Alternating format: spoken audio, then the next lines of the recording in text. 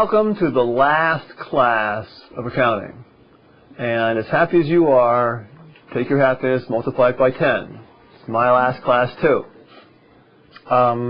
What I thought we would start out with is the final exam. Let's talk about, what I expect to be on there. I have not made it up yet, but I have a pretty good eye for what I usually put on these things. I'll list, in fact, what I can guarantee. First of all, there's 10 questions. One question will be a cash flow statement. And the cash flow statement will be the indirect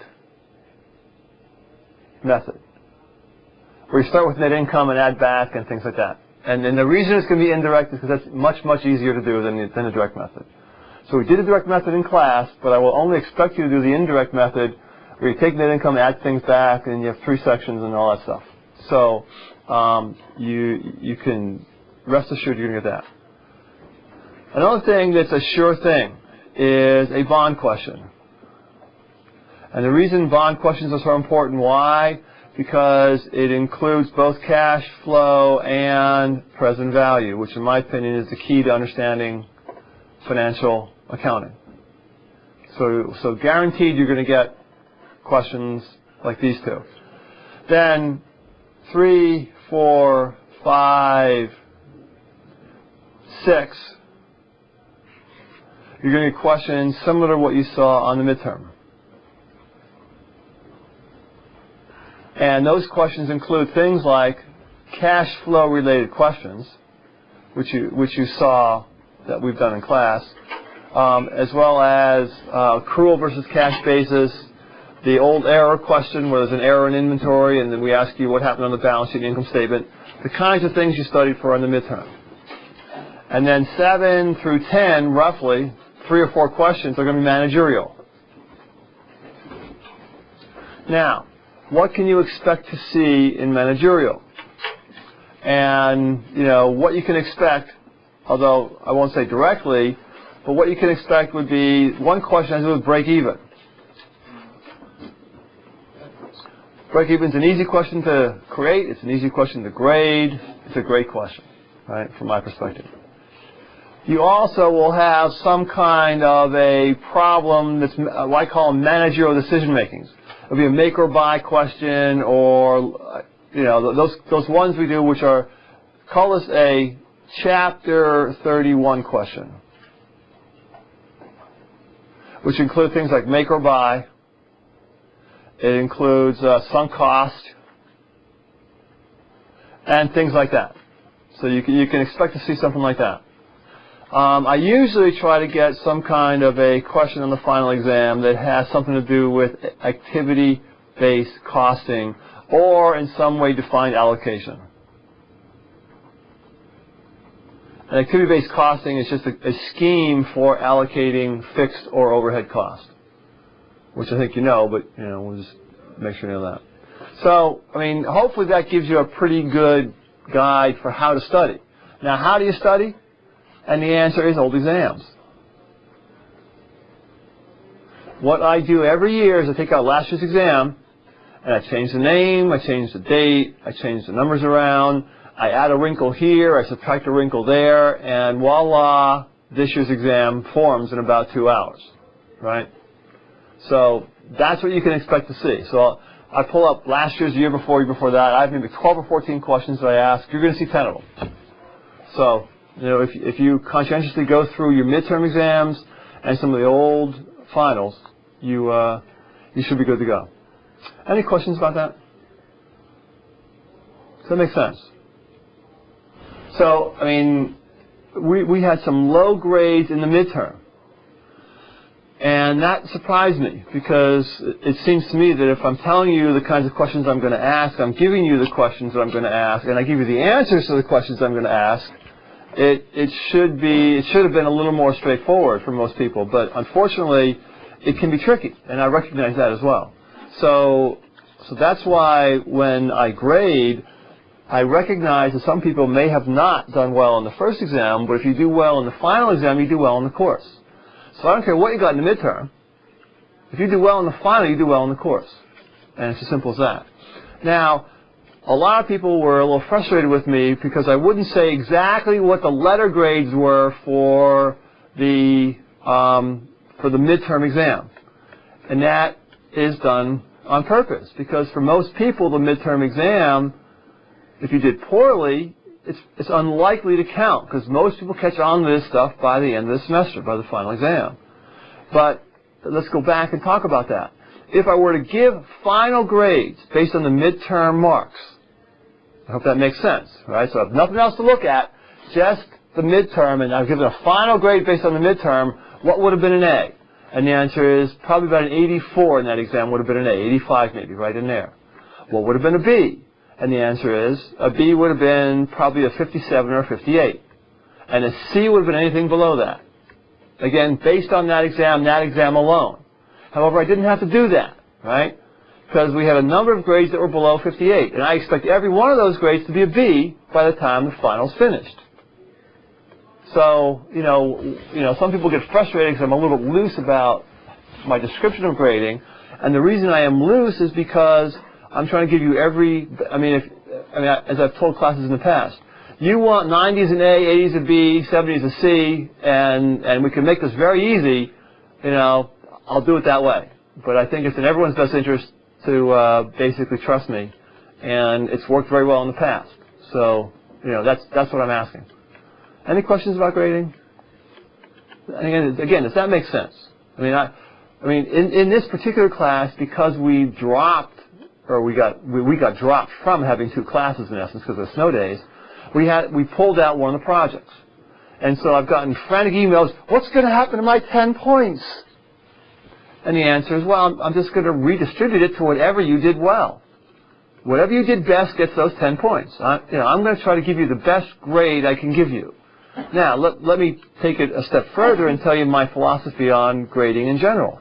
And that is, my philosophy on grading is that I try very hard to protect an A. If you get an A from Boyle and you earned an A and you deserve an A, and, you know, on a curve, that usually means 40% or so. Now, I've given up to 50 or 60% in some classes. I've given less. I've given 30% in other classes. But depending upon how well you do, you know, about 40%-ish get an A, and basically roughly 60% get a B. And if you go out of your way to prove to me beyond a shadow of a doubt you didn't learn anything, I will give you a C. Okay? But you basically have to prove to me that you just don't like me, and you know, and this relationship's going nowhere. And then I'll be happy to give you a C if you can prove that beyond a shadow of a doubt. So, you know, I work hard so that you know, you learn the material. I'll give you lots of opportunities. In this case, you have an extra credit. You have a project. You have 2 exams. And all I want to see is evidence that you have, in fact, learned something. Any questions about the grading? Yeah, that's important at this point. Now, the final exam is when? The final exam is a week from tonight. So now's a good time to start studying. And then one of your problems between now and then is whether or not to do the project. Okay? And I wanted to warn you on the project. If you haven't looked at the project yet, and you're not exactly on top of everything in terms of your preparation for the final exam, the project can be a 30-hour or 40-hour endeavor, because you read through this stuff and it doesn't make any sense at all. You're trying to learn activity-based costing, which is something new. You're trying to apply activity-based costing, which is a little bit tricky. I mean, it's a very good case. It's fairly straightforward, right? In order to do this correctly, you should use Excel, which you haven't used Excel for a while. So that's another time hole. And then you have to write something up that makes sense that I can read. So, you know, my warning is that, you know, you may be better off spending time on the final exam than spending time on the project. On the other hand, if right now you have an idea of what's going on in the project, because you've read it, you've analyzed it, you have some sense of what's going on, to spend 4 or 5 hours and write up the project makes a lot of sense. It's worth 4 or 5 or 6 hours from this point forward, but it's not worth 30 or 40. And if you haven't started it can be 30 or 40 hours before you actually come to an answer in that project. So I'm just saying, be careful. Use your time efficiently.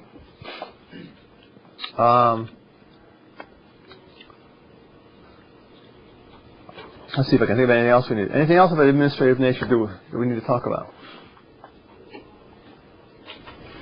Let's do some counting.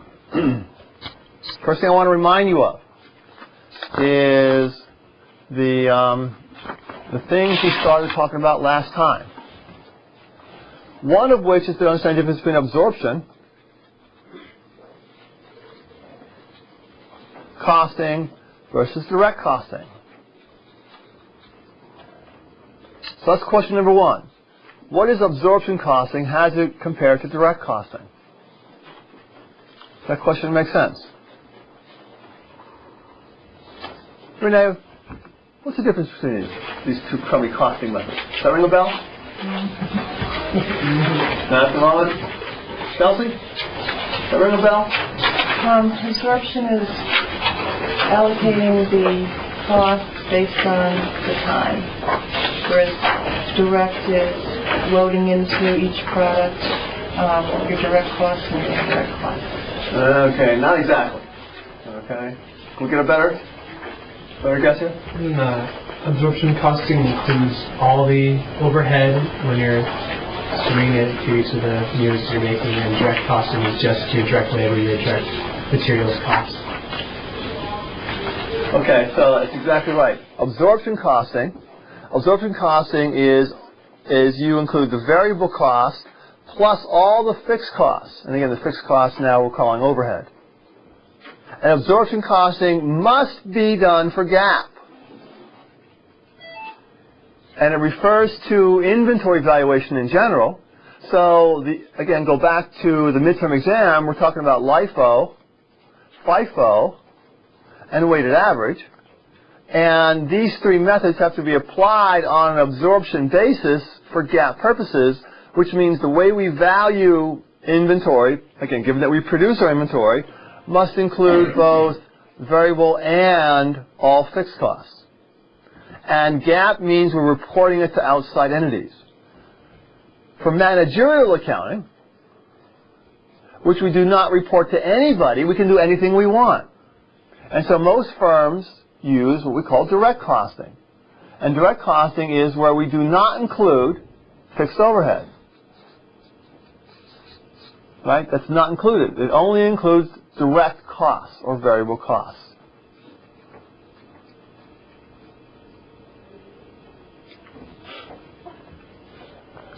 Now, why?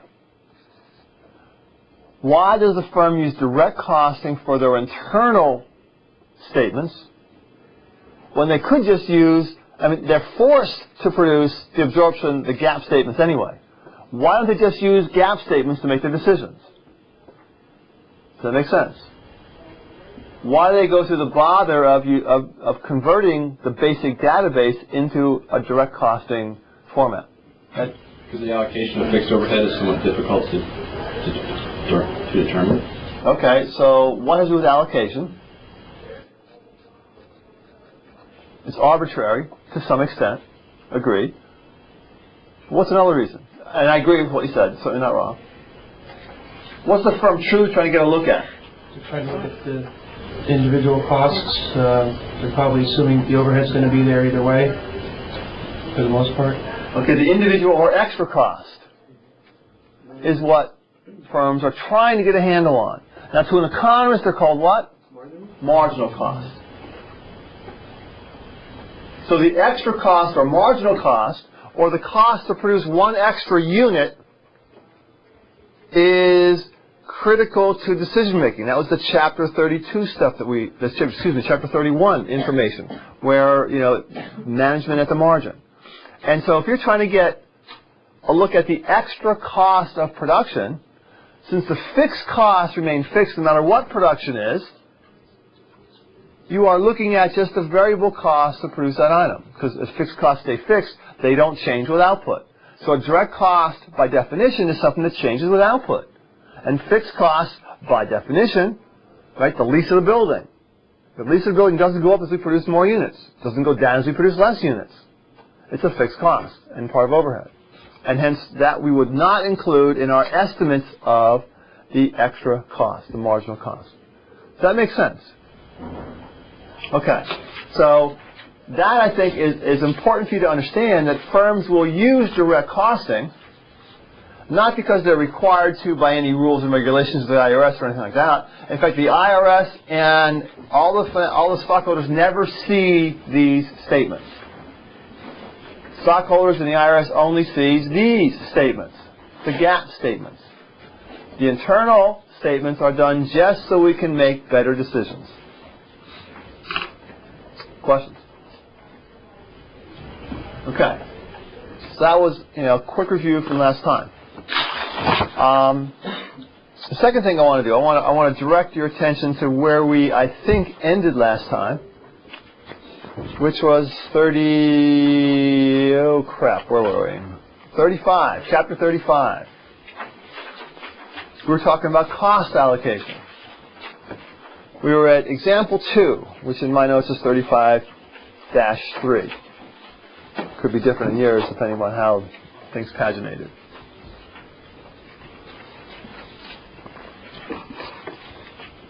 But quick review of last time is that we have an example where we are allocating costs. And we're allocating. Question number 1 that you have to ask yourself is what? Why? Why are we allocating this stuff? Because the method you might choose to allocate will be contingent upon what kind of information you're looking for. Okay, Bob, whatever in the world are you talking about? Well, in this example right here, what we said was that the criteria we were using, criterion, I guess, was to evaluate the managers. So we wanted to choose an allocation mechanism where our goal was we wanted to evaluate the managers of the production departments. And what we decided last time was a couple things. Number 1, it probably makes sense to use, let's use the word many, or more than one, greater than one, cost drivers.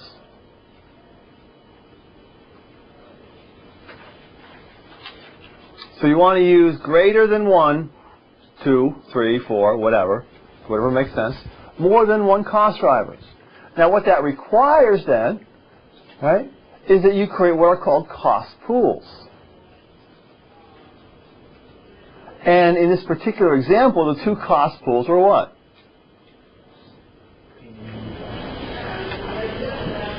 Maintenance department.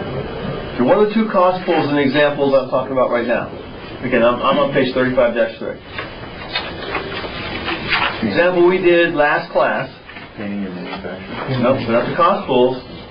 Profit and cost center. They are the centers to which the costs are being allocated. Profit center and cost center? No, in this case, we assume it was a profit center. Right? It can be one or the other. Fixed and variable? Fixed and variable. We had 2 types of cost. We allocated fixed cost, and we said, okay, you're allocating fixed costs, you're going to do it using budgeted or actual. And then what was your cost driver? And you had variable costs, fixed, budgeted, or actual. So the 2 cost pools in this case were fixed costs and variable cost. Now the cost drivers were what? What were the cost drivers in this example?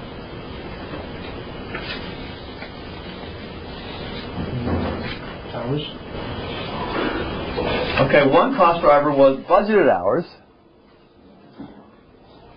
Another one was actual hours, which is how we use what we use to allocate these things. Right? What was the third cost driver that we used for fixed cost? Floor space. What's that? Floor space. Floor space. If you remember last time that we said that each of them took about half of the floor. And someone suggested we'll use a 50-50 as our method for allocating the fixed cost. Figuring that fixed cost included heating the building and lighting the building, and if it was 50-50, then that would make some sense. So may not in fact be accurate, may not in fact be a good way to do it, but it was a possibility, and that's all I'm saying right here. Does this make sense? Now the second thing, right, is that we suggested that you could allocate either actual or budgeted, and the literature suggested budgeted can make more sense, providing we're doing it why to evaluate managers. So again, why are we allocating? To evaluate managers. Given that we are doing that, then one suggestion is to use more than one cost driver, which means to identify more than one cost pool, and then allocate in ways that seem reasonable relative to whatever is going on in operations. The second thing, right, this is 1, this is now 2 down here, is that what you allocate may be better to allocate budgeted, given that we're evaluating managers. However, suppose that rather than evaluating managers, our goal is to get the right price. Now, do you allocate actual or budgeted? And I would argue you have to cover actual costs. Even if you don't meet your budget, you still have to cover your actual costs. So, even though it's possible to use budgeted to do pricing, that actual, you have to cover your actual costs, and therefore the actual costs have to be in there. So again, the point being that there are situations where you use a different allocation scheme to get a look at different goals or different objectives. Questions about that? I just am confused by the budgeted. I mean, then they could say whatever they want. That's right. They sure could. And again, here's your question, I think. Do people sandbag their needs? What's the answer to that question? Yeah. Did you ever do that? Yeah. Right? Did I ever do that? Yeah. Right? However, this is a negotiation. It's a negotiation between the manager of the maintenance department, who actually is responsible for the hours and making sure everything makes sense, and the manager of the painting and whatever the other manufacturer of painting and assembly or whatever it was, right? And the key to having this make sense is that be a real negotiation. I mean, if you sandbag, if you're the manager of painting, you say, I need 1 hour. That's all I need all year long. And you think that's the only amount that's going to go into your budget. I mean, it's an unreasonable process. And so, an inherent assumption is that sure there's going to be sandbagging, but in the end it's going to be the market. The three managers are going to come to a reasonable allocation based on prior history, based on what's going on now, what's going on, they expect to go on in the future, things like that. Am I? Can I answer your question? I mean, but you're right. I mean, sandbagging is just a great game, and it has to be considered in this process. Because it just doesn't seem like if they went off budget, it just doesn't seem like they'd be trying to achieve, always trying to reduce costs. Right. And so, what's the rationale for using budgeted as opposed to actual? Just figure out how good the managers estimated the cost, as opposed to what they actually were. Okay. Partly. Give the manager an incentive to cut costs. Okay. Anyone who's a manager wants to be evaluated on what? Something he can control. Something they can control. And the problem is that if you're the manager of the painting department and the maintenance department becomes highly inefficient, right? They start hiring PhDs who don't know anything about anything, right? And all of a sudden, everything goes to heck in a handbasket, and that whole department goes nuts. The question then becomes, should all that extra cost from those high-priced PhDs then flow into your budget when, in fact, it was maintenance as being inefficient? And the argument is that if you argue for a reasonable number, that's what you should be held accountable for as the manager of the painting department, at least this year. Now, if it's proven that you sandbag, then next year, someone looking over the shoulder of these three people makes sure that the sandbagging is kept to a minimum. That's the other question. Yeah, so what did you say the objective was in part 2? In part 1, it's to evaluate the managers, right? In part 2... Where's part 2? Up to the right, where you say evaluate the managers first. Okay, so evaluating managers, right? And what we said, one is use more than one cost driver, hence more than one cost pool and all this stuff, right? Mm-hmm. And 2, use budgeted costs as opposed to actual That's costs. part of evaluating the managers. And it's part of evaluating managers, that's right. Now, given that you change your goal, your directive, away from evaluating managers, and 2, looking simply at what price should we charge, then there's a reasonable argument that the actual costs are probably more important. Does that make sense? Okay. Any other questions? Now let me give you a couple practical examples of why I think this is important stuff. Y'all have heard the name Eddie Murphy, I'm sure. Movie star, funny guy. Well, I'm at the bottom of page 35.3. Eddie Murphy wrote, produced, directed, and did everything for a movie called Coming to America. Now, in order to understand the magnitude of what's going on here, you have to go back and think about how popular was that movie Coming to America. Did it do okay at the box office? Did it do mediocre at the box office? What went on? Okay, y'all aren't dead. Y'all know what I'm talking about, right? Well, it was the second leading grossing movie of all time at one point, because it came before Star Wars, right? So it did phenomenally well at the box office. So what's the rest of the story? There's a guy named Art Buchwald. And Art Buchwald had written a book 4 or 5 years earlier, and it turns out the plot of Art Buchwald's book and the screenplay for Eddie's movie turned out to be almost word for word. Obvious what went on, right? Eddie Murphy claims would never do that. Here's the problem. When Art Buchwald sued, I think it was Paramount, he sued for 1% of the profits. He said, here's the second highest grossing movie of all time. You made money hand over fist. I get some of that. So he sued for the profits. And guess what happened in court? The court said, Mr. Buchwald, you're exactly right. Looks like there's plagiarism here. Looks like your copyrighted book, in fact, will hold here. Now, all we have to do is come to a settlement about what the profits were on that movie, and you will get your fair share, Art Buchwald. So Paramount, and I think it's Paramount, but it might have been Columbia, went through, and they were able to show that that movie lost money. And they said, well, since we lost $50 million on the movie, Art, you owe us, what's our fair? You owe us $10 million because you wrote that thing. I'm kidding. Okay. Now, here's the question. Why? Why was this movie company able to show that, in fact, they lost money on the second highest grossing movie of all time? Because of the way they allocated their overhead. Because of the way what got included in overhead? Every movie. I don't know. How many movies do they make a year? Say 20 movies per year?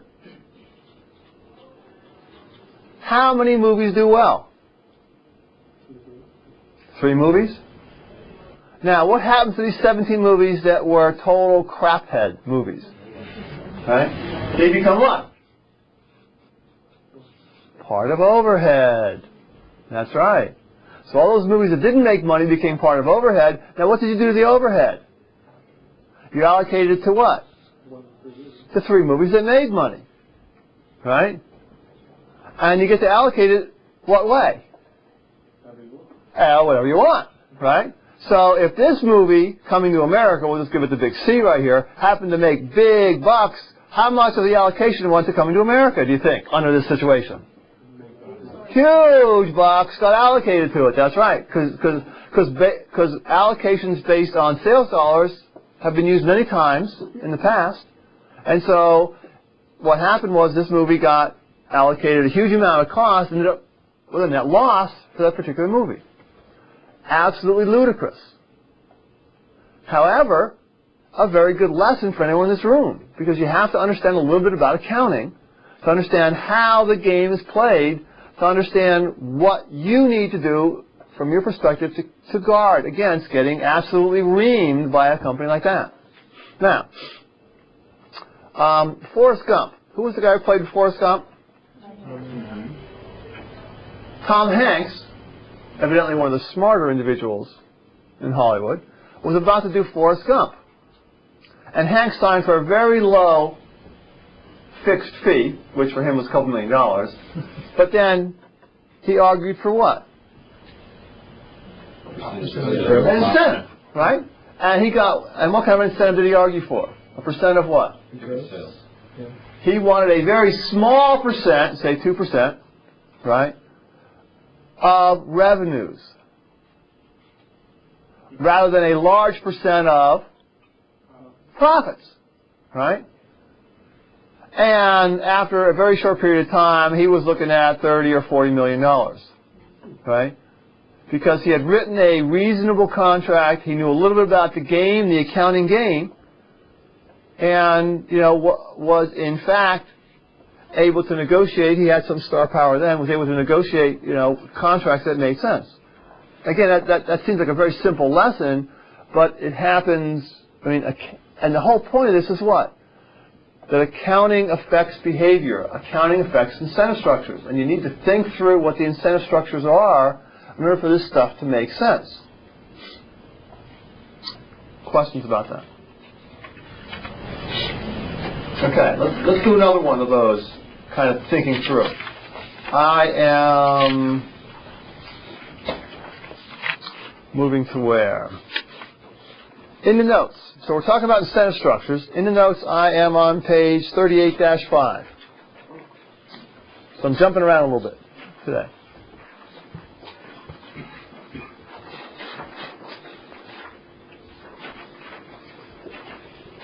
So we're talking about incentive structures. Take a step back. In financial accounting, the two topics are what? Cash flow, present values. In managerial accounting, the two topics you can expect to see somewhere on the exam are what? How much does it cost, and incentive structures. How does a managerial accounting affect people's actions? Right, so two things you can expect. One is how much does it cost? That'll be most of the questions, right? Which includes break even, that's how much it cost, right? It includes life at the margin, that's how much it cost. It includes activity-based costing, that's how much it cost, right? But it also includes incentive structures. So here's an example of an incentive structure that I want you to think through. So I'm at the top of the page 38-5. And here's the situation. You start your own business. And lo and behold, your business does great. Now, what most small business owners find as their business starts to grow is that they can't afford to do everything. They have to either be good at everything and farm stuff out, or they have to specialize and someone else do some things. And so you have decided to hire a gung-ho salesperson. So you're the boss, you're hiring a salesperson, and now here's my question. How do you compensate that salesperson? Your company, you're going to hire someone, hopefully of very high quality, someone who you want to take action that's in your best interest as owner of that company. And so my question becomes, how do you pay that person? Commission. Okay, Renee, let's start with you. Commission. Okay. Do you give them a base salary, or okay? How much? Guarantee. About how much of the salary will be as a base salary? It's 20 or 30,000. Okay. What percent? What percent of total? Oh, what percent of the total? Yeah. 20%. 20%. So you want to make $100,000, which is a good number. So 20% base. plus some incentive structure. And this is how this usually goes. Usually you get some kind of a base plus some incentive structure. And what's your incentive going to be? What's the commission going to be based on? Percent of sales. I didn't ask you. Sorry. You get to go next. I guess it could be on the gross, percentage of the gross sales. Percent of gross sales. Happens all over the place, right? Certainly a reasonable thing to do. Does that make sense, everybody? Okay. Who else wants to go now? Do the same? Sure. Yeah, I like that idea. About the same percentages, 20% base, therefore 80% commission. Keep them nice and hungry. So maybe I'd probably go a little higher on the base. I can be 30 or 40% base. Okay, so you're going to go 40% base? Yeah. And therefore 60% of sales? Mm-hmm. Okay. Remind me your name. Nate. Nate. 40% base, but 60% on cash in the door. Ah, so it's not based on the sales, it's based on when the cash comes in. Yeah. Okay. So it's based on receivables. Receivables. Right. Okay. So plus, this would be 60% of sales, but not until the cash comes in. Right? Okay. That's a good point. Because we want to make sure we get the cash. If you're the guy who owns the company, and that's an androgynous guy, right? If you're the guy who owns this company, then you want to make sure your salesman is selling to good customers who in fact are bona fide cash paying individuals or firms. And so you don't want to have to pay or compensate your salesman unless you get the cash. Critical to good idea. Okay. What next? Anyone else have any different ideas? If they have any pricing discretion, you can make it a percentage of profit instead. Okay. Well, even almost all salesmen have some discretion on pricing. It's been my experience. And I forget your name. Arm. Hey. Okay. So, what are you going to do here? Probably 50% there. 50% base? Plus, therefore 50% is going to be what? On net. Based on, again, based on what minus what? Accounting is complicated as soon as you start talking about net, right? Because net is something minus something. Tell me what the something is. You could call it net income, right? Net income. So what did you have in mind? I was just thinking that Net income. Yeah. Okay, which is fine. Okay, so 50% of the net income, right? Which means the costs that are being subtracted out include both fixed and variable. Sometimes that's called standard cost. Total standard cost, right? Fixed and variable standards. Okay. Certainly a reasonable thing to do. Now what is good? 50% of the net income of the company that he No, contributed just the to? net income. Well, ask him. I don't know. of the sale. So whatever this salesman did, right? You allocate all the expenses through the system for this person's sales. Whatever's left over after all the expenses have been allocated becomes net income on those sales, and then the salesperson gets some percent of that, and that then is 50% of their income, their wages. Do you agree? Is that what we have in mind? Okay. Now, what's the good news and the bad news about this particular system? The good news is now he's conscious of the cost, so he's out getting profits. The Okay, bad news is he has no control over the costs. so the good news is, from your perspective, it's incentive compatible. You want this individual thinking about how to maximize profits, and that's a good thing. But also how to maximize cash flow. But profit's certainly a good thing.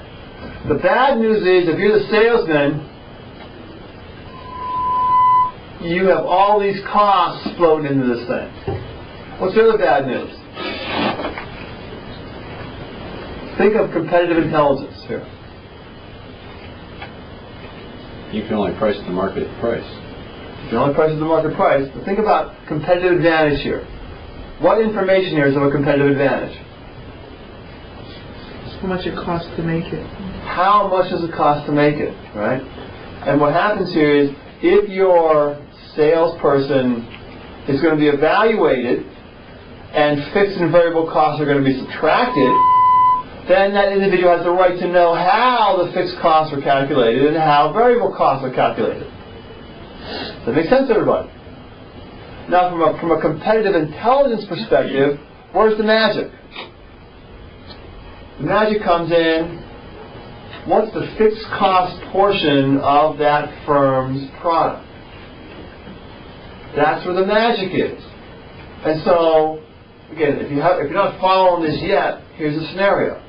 So you, the salesman, is doing a good job. The salesman learns your fixed cost, your standard costing system, learns the fixed and variable components, and all of a sudden this salesman moves to whom? To your competitor. And all of a sudden, what does your competitor know? Everything's He knows all your costs. Right? So all of a sudden, your competitor has a competitive advantage because they now know what your standard costs are on any product that competes with their product.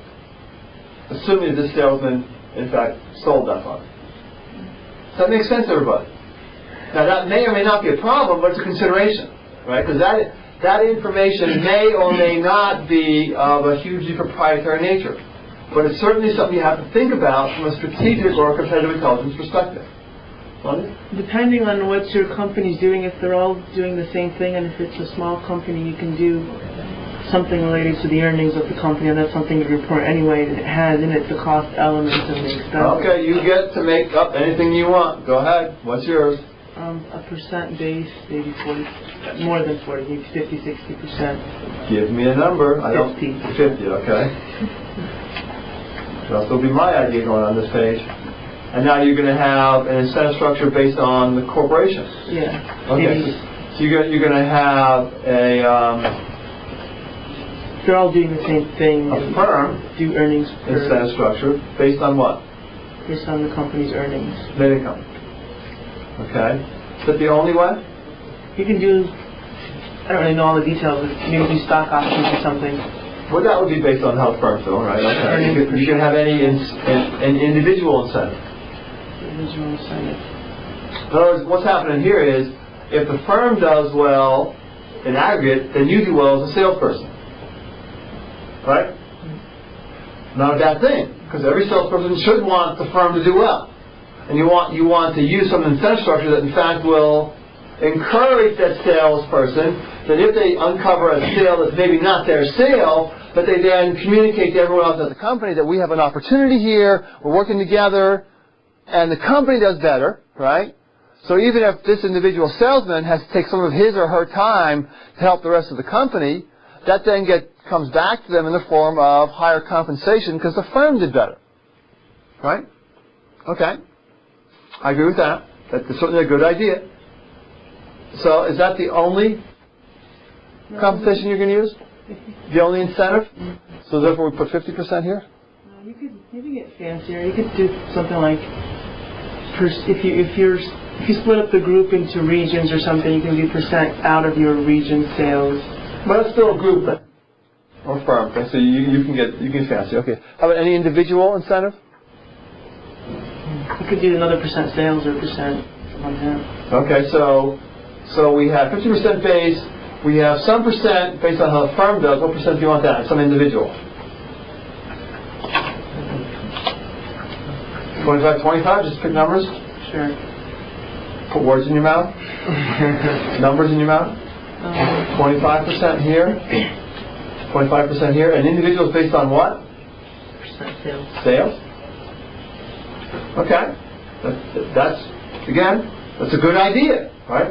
Because you want every individual to know that if the firm does well, they do well. And you want them to work to make the firm better. Does that make sense?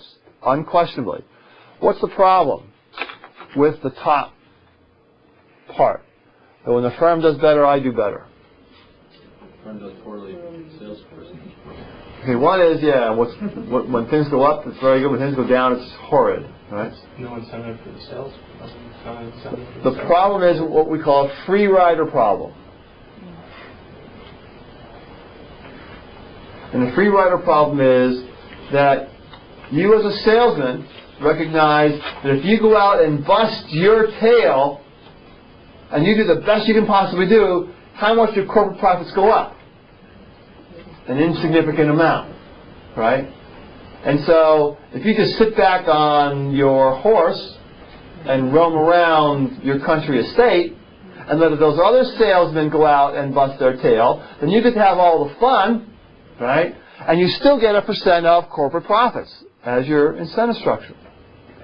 Hence, there's a disincentive for every individual to work hard, in the sense that, you know, the amount of hard they work gets shared among many people, and therefore their action, it affects their action. Questions? That makes sense. So everybody's getting the same no matter how much they work. Is that what you're saying? That's what. That's the problem. Ask Larry. I don't know. Was that right? You could split up the percentages differently. Well, we could, but this was based on firm net income, is what you said, right? Yeah. So the firm did well, everybody did well, no matter how much they sold, is how I interpret what you said. But it was only half of the incentive structure. The other half was based directly on what the individual did. Is that? Anyone have a different one? Maybe you can do more than 100, like an Can't do more than 100%. like an added bonus or something. Like I did Christmas bonus. That's like saying someone's always above their average. I don't think so. How about something like something similar to Nate's, where you had 40% base and then say 40% based on sales when the money comes in, and then additional 20% for sales on new accounts. Okay. You have an incentive for the salesperson to go out and seek out the business. So here's another incentive structure, right? And that is, you like Nate, so you have 40% base. And then you have 40% goes to existing customers, right? Presumably. And that would be a relatively small percent. I guess let's use numbers just for grins. Let's say as a % of sales, you're going to pay this individual 4%. Now that could be huge, could be ludicrously small, depending upon the company. But then 20%, and all I'm looking here is to look at a comparative, for new sales. So 20% of your incentive goes to going out and finding new sales. And so what % of the sale would you use here? Like 8%. 8, 10, or 12%? Say 10% here? Also, doesn't it depend on the type of market this is? Oh, that's what I say. If you're in one-time purchase. But they're all new sales. Yeah. That's right. So you'd have to have, in order for this to make sense, you have to have repeat business. No question about that. But the point being that existing sales are much easier to garner than new sales. And once you get that new sale, it becomes part of your expanding base, and therefore you want to incentivize that kind of activity. You want people to go out and make that new sale, make that fresh kill, right? And so you give them a higher % of the fresh kill relative to the leftover sales. Does that make sense? And the answer is sure. Makes a lot of sense, in fact. But again, notice what's happening. As we've gone through these things, we've gotten increasingly sophisticated, right? And it turns out the accounting system is going to engender action on the part of this salesperson. Does anyone else have an idea that's different somehow from what we've done so far? I know where I work, we also incorporate the finished goods inventory because we own our inventory. So as part of the incentive for the salesmen to manage their inventories in their territories, we've incorporated that into the... So the smaller the inventory, the bigger the bonus. Right, manage your inventory, don't let it get over a certain age and all that stuff. Sure. Okay, when I work with firms, I work with firms over a lot of issues, but you know, when we talk about how do you compensate salespeople, here are the kinds of things I suggest. What's the problem, first of all, with using a percent of sales as your incentive? What's the problem with that idea? Which is the first idea we had here, right? 80% percent of sales. You push people that don't follow through. Well, that could be the case. That's not the big problem. It's very competitive accounts. Money an issue? Maybe you can make a sale, but just the money comes in the door, maybe not necessarily. Okay, close. What's the problem with using percent of sales? What's the problem with incentive compatibility?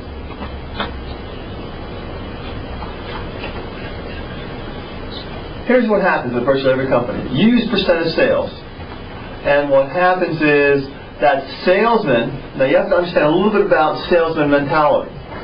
That salesman tends to want to bond with who? He wants to bond with their customers. And so the name of the game for most salesmen is,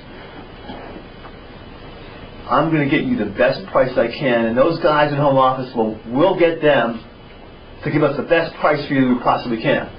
And so most good salesmen will engender an us versus them scenario, at least to a limited extent.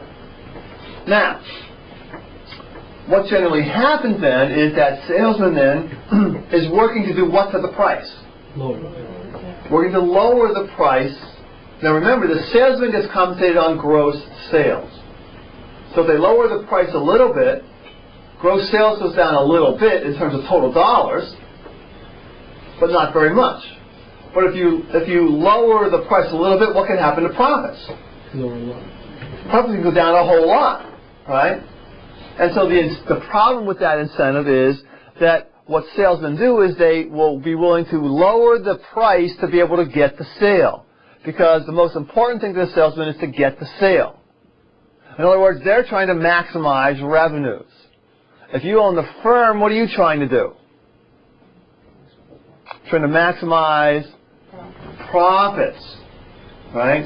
So if your salesperson is trying to maximize revenues, they are going to be leaving profits on the table to be able to get the sale, to be able to make more sales. And more sales is a good thing, right? Because at some strategic level, really there's only two strategies you can use. One's to maximize profits, the other is to maximize market share. Right? So maximizing market share is not necessarily a bad idea. But the point is that the way you develop your incentive structure for your salesmen will engender either trying to maximize revenues or trying to maximize profits. So depending upon what you want, and the implicit assumption we made here was we're maximizing profits, to make this as a percent of sales is not incentive compatible. Does that make sense?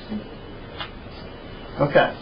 So when I go out and I talk to clients, one of the first things I try to get them to think about is some notion of net.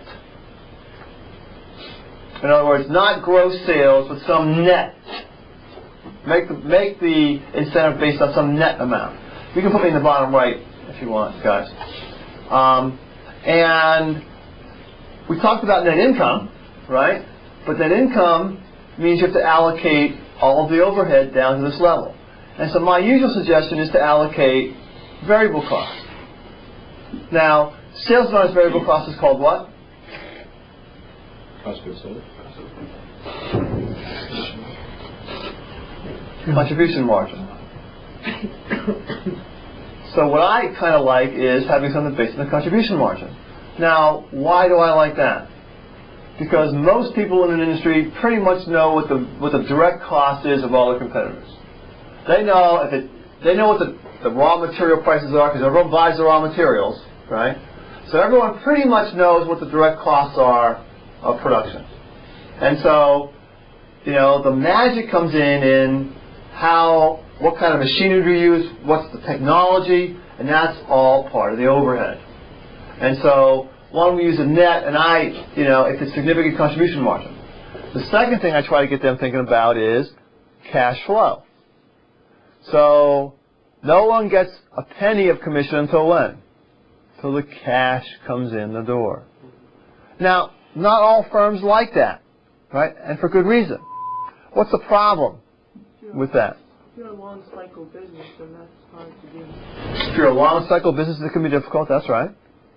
And many firms, go ahead. It's hard to track, like to know exactly when the money comes in. It's another step you have to do. For most firms, tracking the cash flow is something they're prepared to do. And terms could be different in different accounts. Terms are unquestionably different on different accounts, right? And you're still tracking when the cash comes in, though. Many firms don't want their salespeople to be the collection agency as well. They want their salespeople to go out and become the friend, become the buddy of the customer, and the ogres are somebody else, right? This is a good cop, bad cop kind of scenario, right?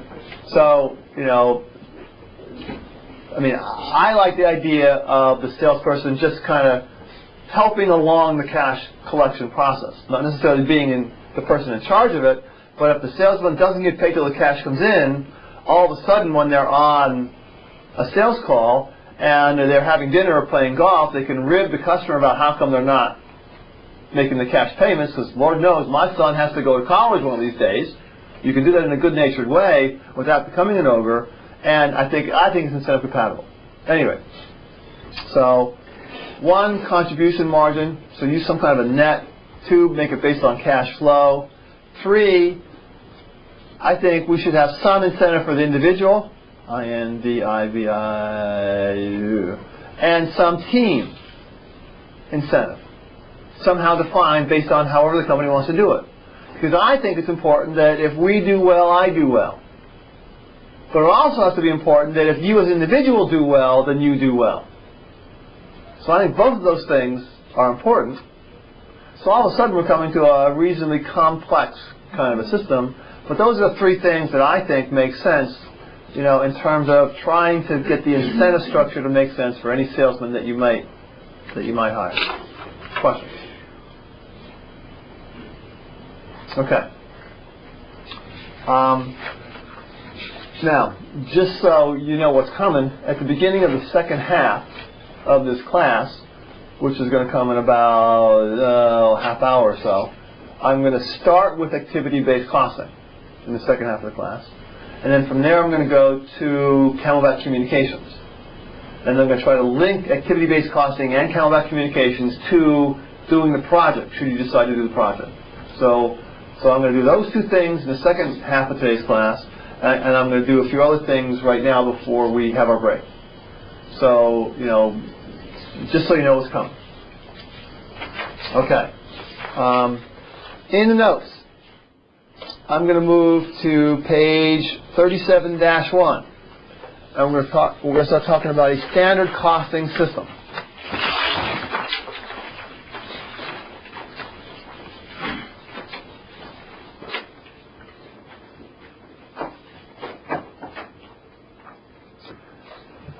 That's where we're moving. Now, in order to get there, and I'm at the bottom of page 37, we want to talk about the difference between actual cost and then what developed over time to be what we call normal cost. But as things got more sophisticated, it became a standard costing kind of process. Now, actual cost is really easy. We have actual variable cost and actual fixed cost, and we combine them together and we get actual total cost. No surprise there. Now, we'll come back and talk about the good news and the bad news in a second. For normal costing, what we do is we take actual variable cost, but we use estimated fixed cost. So there's some kind of a hybrid in here. Now, the way to think about this is think about a firm that is, in fact, calculating cost on its products, and you need to figure out what the price is. A customer calls and says, look, I want this product, but I want it in blue. The gizmo, I want it 4 feet instead of 3 feet, and I want all this other stuff. And you have to quote a price for that particular job. Now, using actual cost, it's very difficult to estimate what the cost of producing that machine might be. And so then what happened is, as firms got more sophisticated, particularly when they were trying to forecast what was going on, they said, now wait a second, we can figure out the actual cost, but what we're going to do is we're going to estimate fixed cost, and we're going to allocate these fixed costs based on some cost driver. And the cost driver initially was what? For most firms. Was direct labor hours. That's right. So what happened at most firms is they would cost their products, they'd use the actual variable cost, but then they would use an estimate for fixed cost. They'd then allocate it to the product and to the machine and to whatever, and then they'd know roughly the profit they made on that machine. Pretty much when they're finished with it. Does that make sense, everybody? Now, when this got more sophisticated, it moved to a standard costing system. And a standard costing system is simply where we have estimated variable costs, and we have estimated fixed costs. And in a standard costing system, the name of the game is, we are, in essence, the key to standard is called benchmarking.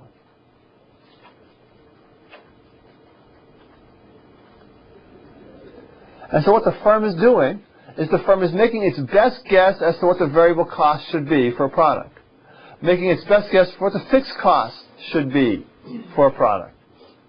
And then what this engenders is something called variances.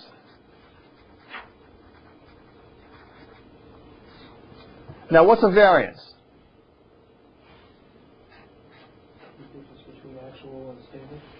The difference, so standard minus actual gives us some variance.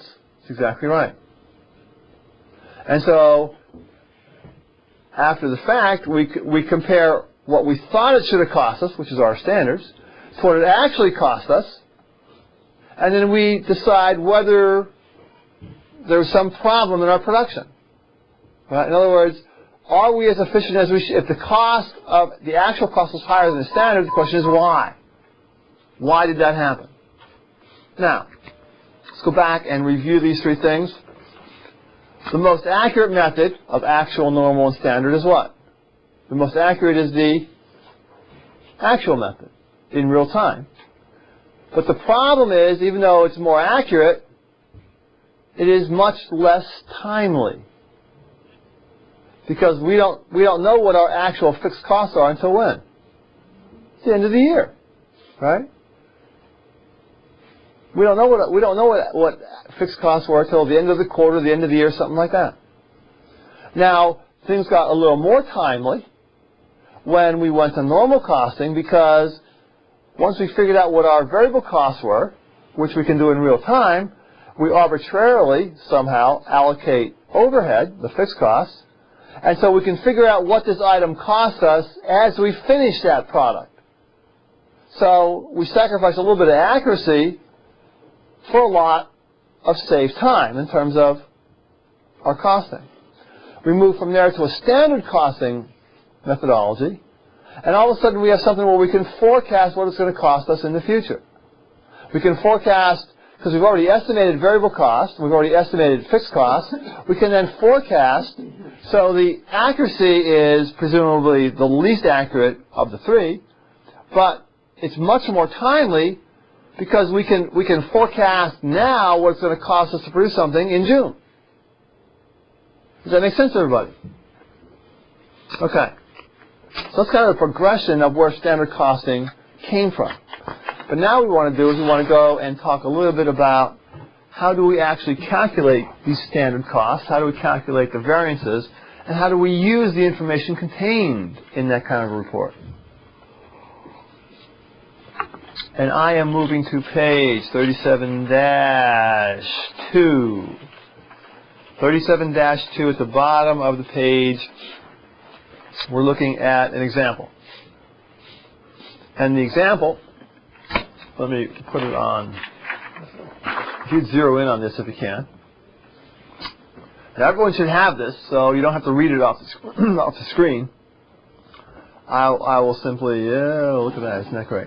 So what we have here is direct labor, we have direct labor information, and we have estimated or standard. We estimated that it would take 1,000 hours to produce a certain number of units. We estimated that the wage would be $9 an hour. So the total, 1,000 hours times $9 an hour, gives us $9,000 as our estimate for the standard amount of labor to produce, in this case, 400 units of product. It turns out that the actual amount of labor was higher in the number of hours than we had estimated, but we used less overtime, hence the wage was lower than we guessed, for an actual cost of $9,240. So what's our total variance here? Total variance is 240. Is it positive or negative? And it usually uses the term either favorable or unfavorable. We use unfavorable there. Because why? Because actual was higher than what we estimated. So we would call it an unfavorable variance. Does that make sense, everybody? Now, this is only one type of variance. We're going to talk about a more sophisticated variance in a second. Let's go over the variable overhead for a second. So, variable overhead information, it's allocated based on direct labor hours. So we have the same direct labor hours, 1,000 and 1,050. The standard, the estimated cost of variable overhead was $2. It was totaled at 2,000, 1,000 hours times 2. The actual cost per hour turned out to be $210, based on the 1,000-hour estimate, based on the estimate, and therefore the actual cost turned out to be $22.05. Questions about that? Okay. You sort of get the 22.05 and then just back calculate to get the dollar per hour? Well, what they would have done, they would have estimated some number of hours, and this would be some wage that actually, some cost they actually incurred. So I guess one way to think of it is 22.05, they back into that, yeah. That's one way to think about it. Right. That would be the actual dollar per hour in this example. Okay, so I'm going to go to the next page, to page 37.3, and we'll talk about how to calculate standard cost. Now, it turns out that we have variances. I'll make it a little bit bigger. There we go. We have variances. In general, we have two types of variances. One type is called a price variance, or for direct labor, called a wage variance, because wage is just the price of hiring an individual. Now, the second type of a variance is called an efficiency variance. And the efficiency variance has to do with, obviously, how efficiently did we use our resources. So one has to do with the cost to purchase the resource, the other has to do with the production process. Does that make sense? So, in this particular case, and again, no need to write all this crap down because it's included on page 37.3. For our labor variance, we start out, I'm going to compare actual hours times actual cost, and the actual hours were 1,050, because the actual cost was 880, and that gave us actual dollars of 9,240. This was given to us in the problem, so I mean, nothing new there. Right? No magic yet. Now, in the middle, what we're going to do is we're going to look at over here what we call the efficiency. Excuse me, the price variance is going to be between the thing on the far left and the thing in the middle. And the thing in the middle, we're going to use actual units times standard price. So the actual units are 1050. Standard price was how much? $9. And 1050 times $9 is 9450. That gives us a difference of how much? 210. Now, is that 210 favorable or unfavorable? The actual was what? 9240. The actual was, based on this thing, the standard was 9450. The actual was below the standard. Therefore, it's a favorable variance. Does that make sense? Okay, look at what we're varying. We're holding the actual units constant.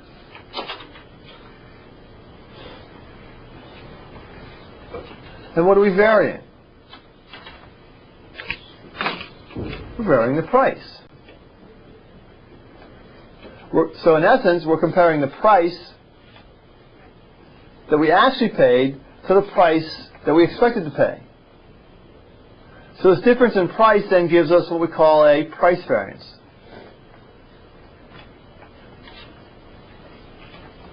Does that make sense? Now on the far right of this diagram, we're going to have the standard quantity times the standard price. So the standard quantity was 1,000 hours, is what we expected it to be. The standard price was $9 per hour. This gives us 9,000.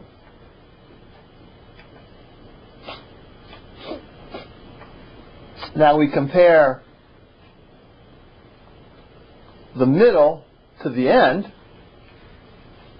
and we get a difference of how much? 450. Is that 450 favorable or unfavorable?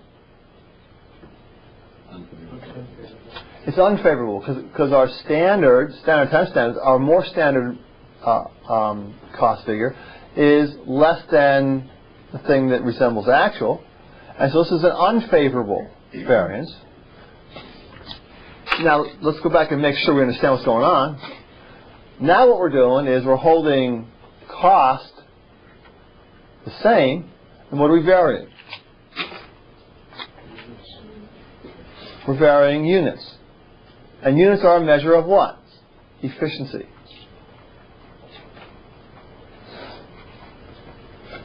And so what we then have here are two variances. And we add these two variances together. What do we get? We have a 450 unfavorable plus a 210 favorable. What do we get? 240 unfavorable. Does this 240 ring a bell? If you go back to the basic information, the first thing we started out with was what? That in total we had a 240 unfavorable variance. And so what we just did was we separated that 240 into a price variance and an efficiency variance. Questions? Does that make sense? Okay. Now notice that when you add the variances together, you should get the total variance, the 240 again. Keen insight to the obvious. Questions about variances? Here's the next question. How do we use this stuff, and why was it designed this way? Are there any engineers in the room? Okay. If you're going to design an efficiency measure, right? Do you use efficiency measures where you work? Yeah. Name some of the measures you use. Just like a basic, the whole Six Sigma thing. You do analysis of your process and improvements. What are some of the metrics you use? Standard deviations. Standard deviations of either the diameters of things or whatever it might be. Right? So you ask an engineer to design efficiency measures, and what do you get? You get stuff specific to their engineering training. Now, if you're the CFO of this company, do you understand those metrics? Might as well be furlongs per fortnight to you as CFO, because Because there's no way you're going to understand all the different metrics from all different engineers across the whole company. So what did the CFOs, what did the accounting, what did the financial people try to come up with? Something that united efficiency measures all across the company. And what is the thing that unites these efficiency measures? They're all measured in what? Dollars. Right?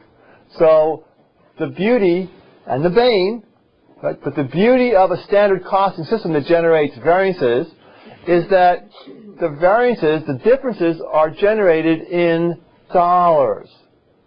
And those dollars can be interpreted by virtually anybody in the company. Where efficiency measures for one product, I mean, suppose you're measuring deviations from the norm or deviations from some standard, you could have a different efficiency for one machine compared to another machine. Similar numbers, but they mean very different things. But once you break it down into dollars, now you have a communal way to view virtually everything that's going on. Does that make sense? You get a lot of fuzzy math that happens once you try to put dollars on it. Like if we do there is no efficiency and performance, there's things that you can't quantify, so you just have to make up numbers for your project, and you make them up. I am not going to argue that this is the answer. I'm just going to try to get you to understand that this is how the rationale for why it was done, and this is how it's done. Now, does that make sense so far? So, a favorable variance is good, an unfavorable variance is bad. True or false? If it's too big, then you're bad at estimating. Too big in what way? Is it a favorable too big or an unfavorable too big? In the favorable. Okay, is a favorable variance a good thing? Let's start with that. Yeah. Is it always a good thing?